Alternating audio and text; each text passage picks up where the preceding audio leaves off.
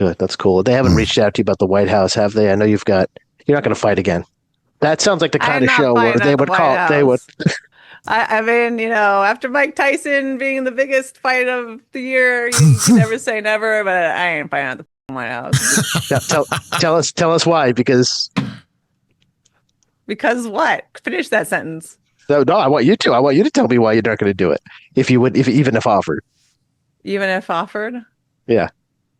I got better shit to do. All right, so I don't care what Ronda just said about the White House card. I am positive that she's at the very least considering it. Like, what sort of excuse is that? I got better shit to do. No, you don't. And then in the very same breath, she says that nobody should count out her comeback. Like, she's very clearly going to fight in the UFC again, and I'm pretty sure it's not going to be on an Apex card. And although I do think that she can still beat a lot of the girls at 135, even today, that's mainly because the state of women's UFC, especially women's bantamweight, is laughably horrendous. But the only two girls that anyone could possibly be interested in watching Ronda fight would clap her cheeks harder than Travis Brown does, so what's really the point? I don't know, man. I've made it pretty clear that I find Ronda pretty insufferable, and I can't believe I'm saying this, but if it's a choice between her or Jon Jones fighting at the White House, then I'd rather see Jones, but I'd much rather see neither of them, and yeah, in this video, I'm going to be talking about all this and more. Okay, let me give you guys a quick timeline of events. The audio that I just showed you guys a moment ago was from a podcast appearance that she did on September 2nd. Honestly, it was a really boring podcast. All she did was complain about the WWE the entire time, but ultimately, my biggest takeaway from all of it is that Ronda herself said that she's open to returning to MMA. Fast forward to this past weekend, and Ronda dropped some training clips where in the caption she reveals that she's actually been back to regular MMA training for the past 8 months. I've never laughed or smiled so much on the mat as I do these days. The last 6 months have been an absolute blast, feels like I have so much left to grow, and without the weight of the world on my shoulders, nothing is holding me back. Now, do I think it's a coincidence that Ronda said that the door to her coming back is still open, and then 2 weeks later she dropped some training footage? Do I also think it's a coincidence that Dana White has started liking her posts again starting last month after not engaging with her page in over a year? No, I do not. And if you're at all aware of the Ronda lore from the past year, then you'll know that she's been working on releasing a graphic novel where she herself is the main character. She had to crowdfund the money needed in order to get it published, and at one point both she and Travis Brown were offering fans private MMA lessons in order to fund the project. I've always thought that this was a bizarre business venture for her, and maybe her graphic novel is going to be a runaway hit, but I have a very hard time believing that this is going to be something that's going to make money. I respect that she's pursuing a passion because I know that she's been a lifelong fan of anime, but I've always had this weird feeling that this whole graphic novel pursuit was because she just doesn't really have any steady income at the moment. And I'm not saying that Ronda Rousey is broke, even though athletes way richer than her have gone broke before, but between her mansion in Venice, California, her ranch, and the farm that she and Travis own, I'm sure that she has a good amount of expenses that she needs to pay for. I'm not saying for sure that Ronda's having money problems, but her coming out of left field with her comic book, as well as all of a sudden having an interest in MMA again, feels a bit strange. Regardless of motive, does anybody really want to see this? Like, is anybody really clamoring for a Ronda Rousey return in 2025, let alone 2026? This is the same girl that's gone on record saying that she hates MMA fans and feels vilified by us for how she acted after her fights with Holly Holm and Amanda Nunes. Explain what it's like to have everyone hate you.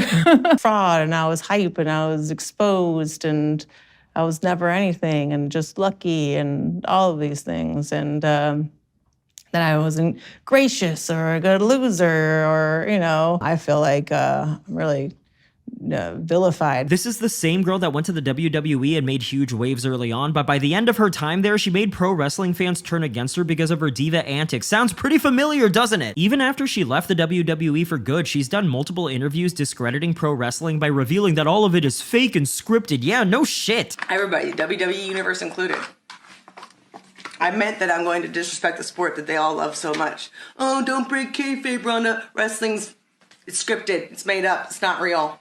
None of those bitches can fucking touch me. The end. This company gave her a platform after her back-to-back embarrassments in the UFC and presented her as the badass she's always wanted to be known as, and her repayment for that was a press tour shitting on the company and everyone that helped her get there. I think it's completely disrespectful. I think it's completely stupid. And I think it's almost laughable because this is the same woman who a few months ago was in her kitchen crying over how tough it is.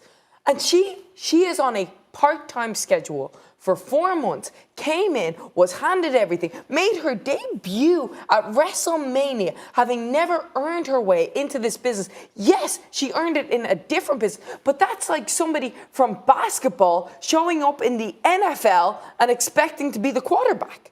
That's ridiculous. And now, after being in career limbo for a couple of years, she wants to come crawling back to MMA. It kind of feels like a slap in the face, and personally, I'm not keen on welcoming her back with open arms. I mean, who is she even going to fight? The only two options that she has are Amanda Nunes and Kayla Harrison, and she has a literal 0% chance of beating either of them. Sure, it would probably be fun to watch Ronda get pieced up again, but I seriously doubt that Dana would do her like that. It's been a minute, man.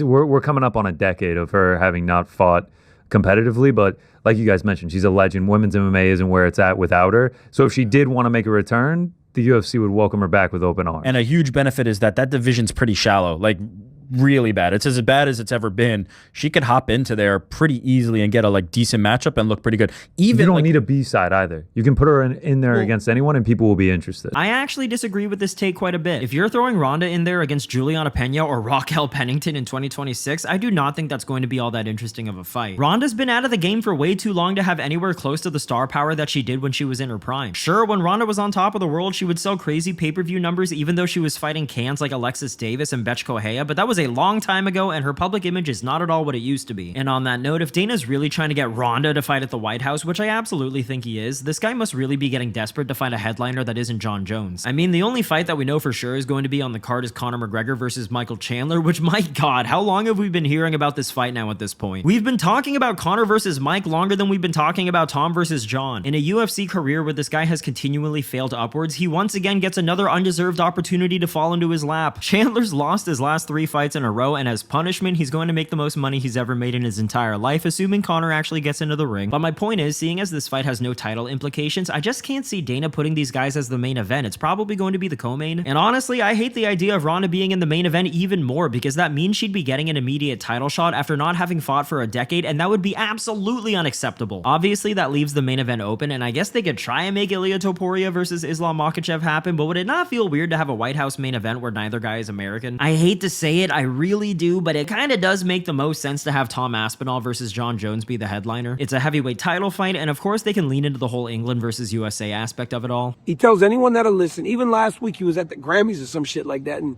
he was on the red carpet speaking about how he's back testing and he's ready to fight at the White House. But Dana seems more stern in not letting him today than I have ever seen him. This time he seems like he is not going to back down and allow for him to be on his White House card. And if I'm being completely honest, I don't know that I agree. I think I would let him fight. Yes, it does make the most sense to have Jon on the card, but even in spite of that, I just can't in good conscience say that I want him on it. You can call me biased and you're right, but I don't give a fuck. I hate Jon. I mean, it's basically all but confirmed that Jon ducked Tom if what Dana says here is true. And he apologized. What was that conversation like? Well, it wasn't a conversation. He reached out, he wrote, like a text saying, listen, sorry how this all played out or whatever. I want to fight at the White House. I'm serious about that. And, just one of those type of. Has that changed your view? No. No, not at all. No. So there's no chance he's going to be on the White I House appreciate it. I appreciate him reaching out and doing that, but I need people I can count on for this fight, and I know who they are. I know who they are not. You know, it's weird. At one point, Conor, Jon, and Ronda were the golden geese of the UFC. Rewind 10 years ago, and the idea of all three of them fighting on a card together would have been the biggest news in the world of MMA. But nowadays, all of their individual star power just isn't what they used to be, but for different reasons. Conor and Ronda have been passed up by their competition and are coming off of bad losses, whereas Jon sabotaged his own reputation multiple times. I will say that Conor's name still holds a good amount of weight, and I'm not gonna lie, if he does actually make it into the octagon again, I'll be pretty pumped to hear Bruce Buffer introduce him. And in the case of Jon, much like Dana, I just don't want to see this guy get his way again after he's done everything the wrong way for the last few years. But if he does end up weaseling his way into the White House card, then you can bet that I'll be rooting for him to lose. But Ronda's a different case. I don't feel anything when it comes to her fighting at the White House or just fighting again in general. I mean, I guess I feel confused because it just doesn't make any sense to me why she would come back at all. She's not popular, she's not relevant, and I can only speak for myself when I say this, but she's not even wanted. She showed us her true colors in her last 2 fights, and since then she hasn't wasted an opportunity to call us fans ungrateful as if she expects us to worship her. I don't deny for a second that she's a legend, and she was a very skilled fighter in her own right when she was at her prime, but the days that I had any interest in watching a Ronda Rousey fight are very, very far back in the rearview mirror. And frankly, if she's only interested in coming back just to fight one more time at the White House, then that's only more reason for me to not want to see her come back at all, because I still feel like this opportunity should go to the fighters who have been actively competing. There's no way that she seriously thinks that she can still win a title at this stage in her life, and if she's only coming back for the money, then that's fair enough, but her being on the White House card would just be her taking the spot of someone who deserves it more. Anyways, that's the video for today. say. Definitely let me know what you think about Ronda potentially returning to MMA. Do you think Dana's trying to put her on the White House card? If so, who do you think her opponent should be? As always, if you like the video, then like the video, and if you haven't subscribed to the channel yet, please do so. I appreciate you for watching, and I'll see you on the next one. Bye. Every time Ronda Rousey's name came up, she was in the WWE at the time. I remember she had just done some big pay-per-view. I forget which one, SummerSlam or something. And somebody mentioned her, and it was like, the guy putting the mic on my shirt was like, that F&B. Blah, blah, blah, blah. And it went around the room like, oh, God. Everybody had a horror story about Ronda Rousey being impossible to them. You know, like I'd mic her up. Just like we're all in her way. That we're not helping her hype a fight that she's getting paid millions of dollars for. Ada Barucha told me a story about she came in and they were interviewing her, pre-fight, video. I'm going to do this, I'm going to do that, or whatever. They used to do those a lot more frequently in the UFC. And she sat down and went, "This is the worst part of my day. I hate dealing with you people." That's what she said to the guy.